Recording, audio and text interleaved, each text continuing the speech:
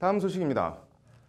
검찰이 국민의당 제보 조작 사건 관련해 이유미 씨를 오늘 구속 기소했습니다. 사건 관련자들에 대한 인적 조사와 휴대전화 정밀 분석 등 증거 조사, 투 트랙으로 진행되고 있는 검찰 수사 소식을 석대성 기자가 전해드립니다. 오늘 기소된 이유미 씨는 문재인 대통령 아들 준용 씨의 취업 특혜 의혹 제보 조작의 실행자입니다. 준용 씨의 파슨스 스쿨 대학원 동료들과 주고받은 것처럼 카톡을 조작했고 통화 녹취까지 조작해 가짜 음성 파일을 이준서 전 국민의당 최고위원에게 넘겼습니다.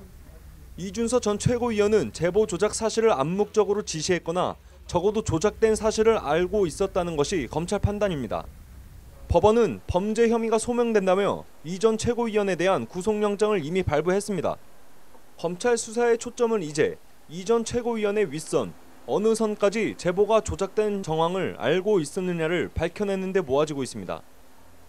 검찰은 오늘 오후 이 전 최고위원을 사흘 연속 소환해 관련 내용을 강도 높게 추궁했습니다. 특히 조작된 자료를 당에 넘길 당시 국민의당 공명선거 추진단 수석 부단장이었던 김성호 전 의원과 부단장이었던 김인원 변호사와 어떤 말들을 나눴는지 집중 캐물은 것으로 전해졌습니다.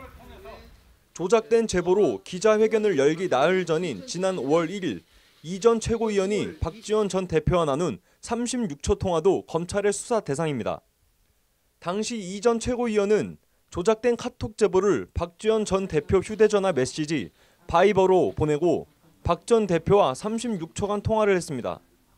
검찰은 이 전 최고위원이 박 전 대표에게 문제의 카톡 메시지를 보내고 전화한 경위와 구체적인 대화 내용 등에 대해서도 추궁한 것으로 전해졌습니다.